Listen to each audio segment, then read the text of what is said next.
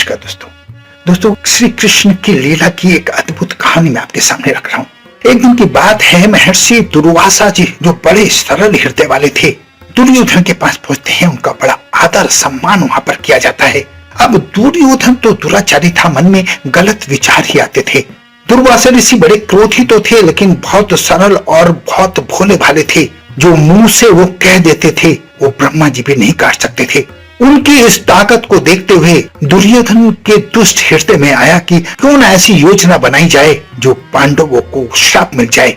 दुर्योधन ने दुर्वासा ऋषि की वह सेवा की और भोजन के उपरांत दुर्योधन ने उनके हाथ पैर दबाए। इससे वो प्रसन्न हो गए और उसने प्रार्थना की, महाराज मेरे 5 भाई और भी हैं जो वन में रहते हैं, बड़े धर्मात्मा हैं और इतने बड़े धर्मात्मा हैं कि जगत में कोई भी नहीं है। मेरी आपसे विनम्र प्रार्थना है कि उनकी कुटिया को भी पवित्र कर दीजिए।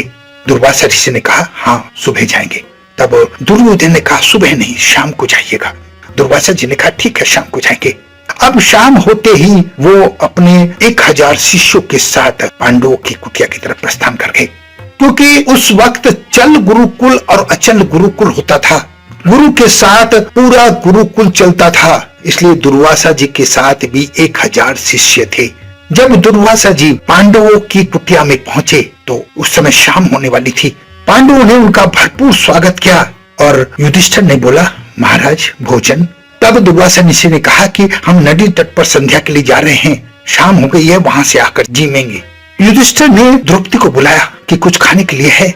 द्रौपदी ने कहा, नहीं खाने के लिए तो कुछ नहीं है, क्योंकि मैंने भोजन कर लिया है। द्रौपदी को सूर्य भगवान का वरदान था कि जब तक वो पात्र में खाना नहीं खाएगी, उसमें से चाहे पूरा विश्व जीम ले, कभी भोजन खत्म नहीं होगा। इसलिए द्रौपदी भोजन करने से पहले कुटिया के बाहर निकलकर सबको आवाज लगाती थी कि कोई भूखा है तो भोजन कर ले। और इस तरह द्रौपदी के घर में नित्य भंडारा चलता था। द्रौपदी ने कहा, मैं तो भोजन कर चुकी हूँ, घर में कुछ भी नहीं है।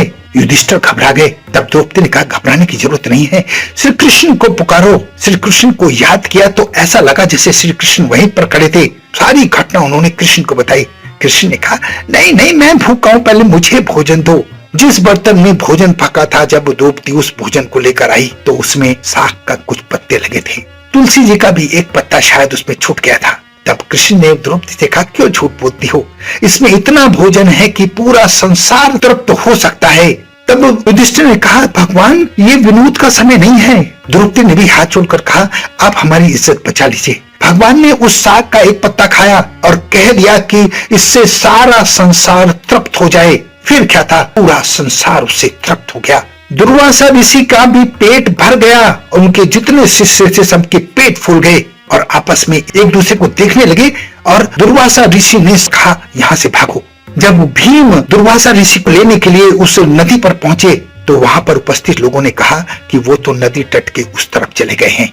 और इस तरह भगवान ने अपनी लीला दिखाकर दुर्वासा ऋषि के श्राप से पांडवों को बचा लिया था। आशा है कहानी आपको पसंद आएगी। अपना बहुत ध्यान रखें, हंसते रहें, मुस्कुराते रहें, खुश रहें। धन्यवाद।